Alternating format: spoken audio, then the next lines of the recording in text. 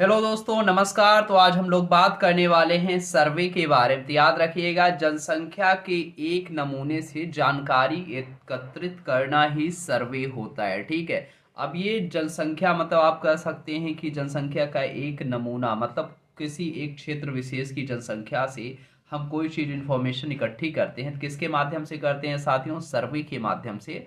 और सर्वे जो होता है वो जनगणना से कम समय लेता है और कम संसाधन लेता है। अब ऐसा क्यों? क्योंकि देखिए, जब आप जनगणना करते हैं तो जनगणना में आपको पूरी आबादी को वो करना होता है। ठीक है। सर्वे में ऐसा कुछ नहीं है। सर्वे में आप एक विशेष टॉपिक पे विशेष कोई ना कोई है ना ऑडियंस होगी या फिर कोई आबादी होगी, उससे आप डेटा एकत्रित करते हैं। खास बात यह है, जैसे मान लीजिए कोई एक शहर है।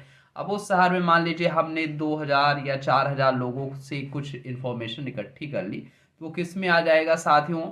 आ जाएगा सर्वे के तहत। ठीक है। लेकिन अगर हम जनगणना करेंगे तो जनगणना में हमें उस शहर के अंदर रह रहे प्रत्येक व्यक्ति का डेटा लेना है। ठीक है। हमें घर घर जाके पूरा पूछताछ करनी है, कौन कितने लोग रहते हैं, ये क्या काम करते हैं, फिर कहाँ तक पढ़े हैं। बहुत सारी चीज़ें इसमें शामिल हो जाती है जनगणना में।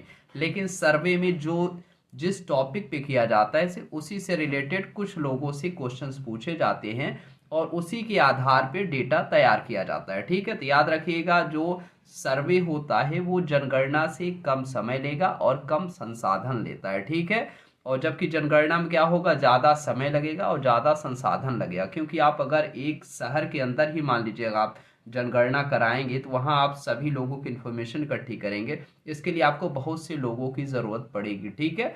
और साथ ही साथ याद रखना है एक चीज़ और साथियों, जो आपका सर्वे होता है ये आपको क्या करता है, जो जानकारी है वो सटीक नहीं होती है, लेकिन डाटा है कम समय में ज़्यादा आपको डेटा मिल जाता है। ठीक है।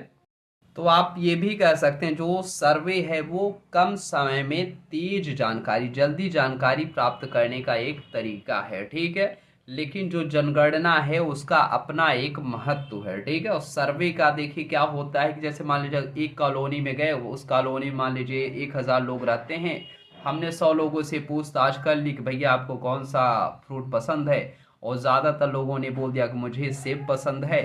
तो हम इस आधार पे कह सकते हैं कि हाँ, इस कॉलोनी में जो ज़्यादातर लोग हैं वो सेब खाने वाले हैं। ठीक। तो कुछ इस तरीके से आप इसकी एग्जाम्पल के आधार पे कह सकते हैं। तो उम्मीद करते हैं ये इन्फॉर्मेशन आप सभी को समझ में आ गई होगी।